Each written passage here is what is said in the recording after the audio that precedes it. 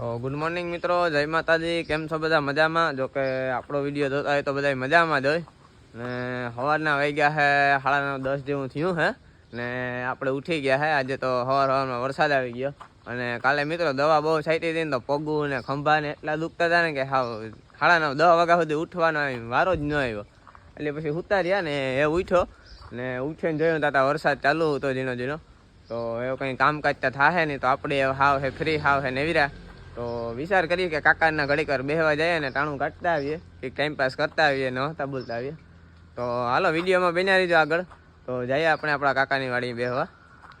તો મિત્રો આપણે જઈએ આપણા કાકાની વાડીએ બેહવા માટે.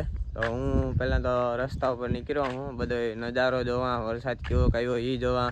તો જોવામાં રોડ ને બધું લીલું હે, ખેતરું ને બધા લીલા સમ થઈ ગયા જોવા.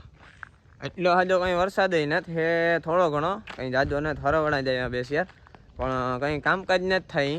ને આપણી મિત્રો જ હાથી હાંકવું હતું, આ કાલેજીમાં દવા છાંટી બધામાં હાંકવાનું જ હતું, પણ અટાણમાં વરસાદ આવે કોઈ એટલે એવું તો હાલે ને. બપોર પછી જોઈ વિચાર કરી જો વરસાદ પાણી નહીં હોય ને હરખો તડીકો નીકળે હોય છે તો બપોર પછી હાંક્યું બરાબર એવું હે. બાકી તો આપણે અટાણા ફાઇનલી આપણા કાકાની બેહવા જઈએ, ગમે કંઈક ટાણું તો કાઢવું ને. તો એવું હે, તો જોતા રહીજો આગળ, મજા આવી છે.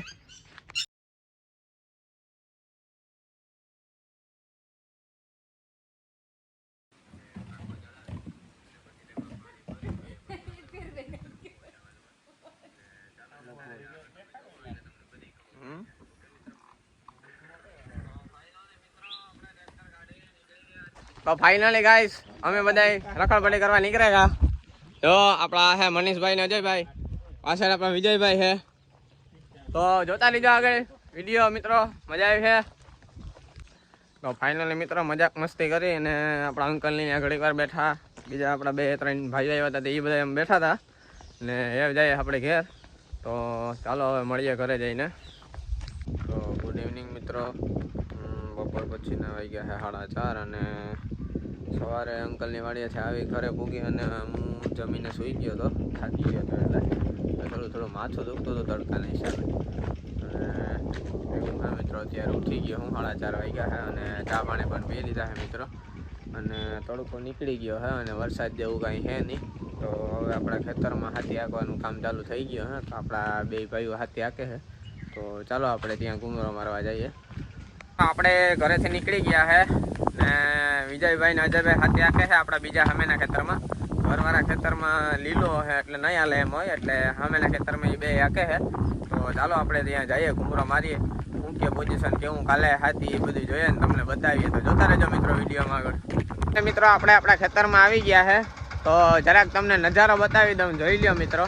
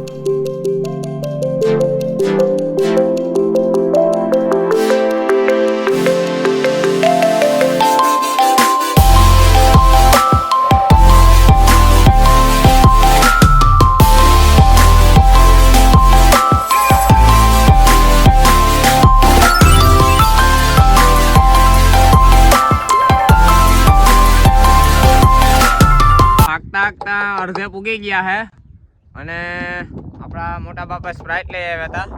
તો વિજયભાઈ ને અજયભાઈ ઊભી ગયા છે સ્પ્રાઇટ પીવા માટે. તો સ્પ્રાઇટ ક્લિયર હે, પી નાખો અજયભાઈ. કેવી ખેલા અસલી હે તો બસ સ્પ્રાઇટ હે તો અસલી જોઈને એટલે તમે કામ ફર્યું કરો. તો ફાઇનલી મિત્રો સ્પ્રાઇટ પી લીધી છે અમે ત્રણે અને ફરી પાછો હાથી આંકવાનું ચાલુ કરી દીધું છે આપણા ભાઈએ. તો એવું હે મિત્રો.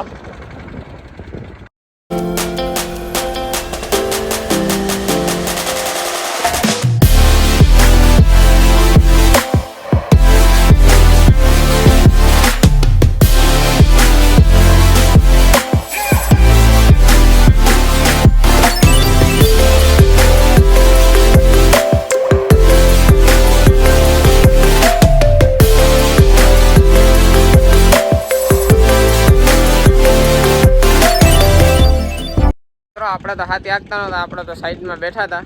તો આપણે બાજુમાં જરાક દાદાનું મંદિર છે, તો ચાલો જરાક દર્શન કરી નાખીએ મિત્રો.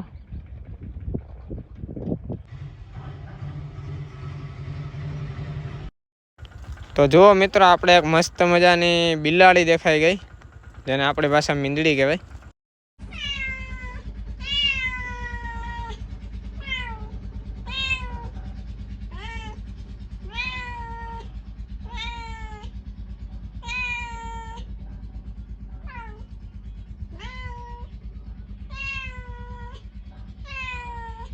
ફાઇનલી મિત્રો આપણા ખેતરમાં હાથી કમ્પ્લીટ અકાઈ ગયું છે અને આપણો ભાઈ ટ્રેક્ટર લઈને જાય છે ઘરે અને આપણે પણ ચાલીને ઘર બાજુ નીકળી ગયા.